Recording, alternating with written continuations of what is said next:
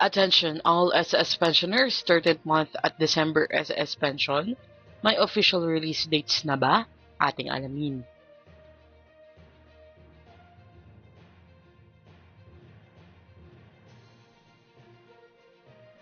Magandang araw po sa ating manonood. Patuloy na umaasa ang mga pensioners ng Social Security System sa opisyal na schedule ng 13th month pension at December 2025 pension. Ngunit hanggang sa kasalukuyan ay wala pang inilalabas na opisyal na advisory ang ahensya. Marami ang nagtatanong sa ating mga manonood at taga-subaybay kung kailan ibibigay ang naturang benepisyo ngayong taon. Ayon sa pinakahuling impormasyon, hindi pa po nagbibigay ng kumpirmadong petsa ang SSS, kaya't hinihintay pa ng publiko ang kanilang opisyal na pahayag. Gayunpaman, bilang batayan ng ilan, noong mga nakaraang taon ay nauna na pong inilabas ang naturang mga pensyon.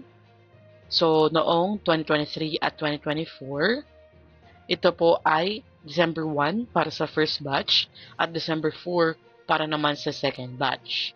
Sabay nang natatanggap ang regular December pension at 13th month pension, gaya ng nangyari nga noong 2023 at 2024.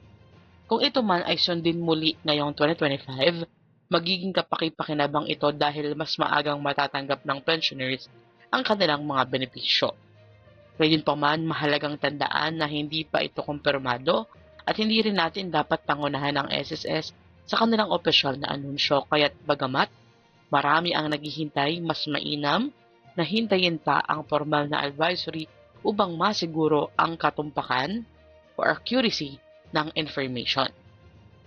Naninindigan rin naman tayo dito sa Shaz Infos and Updates na magbibigay lamang ng update kapag may opisyal ng pahayag ang SSS upang mapanatili ang tamang daloy ng impormasyon at maiwasan ang pagkalito sa publiko. Hanggang dito na lamang po muna ang ating ulat. Kapag may bagong advisory at inilabas na po ang official release dates, agad naming ihahatid ang updated na balita po sa inyo. Maraming salamat po at magandang araw sa lahat. Muli ito ang Chaz Infos and Updates. I-like, share, and subscribe para kayo ay updated. God bless you po and have a nice day.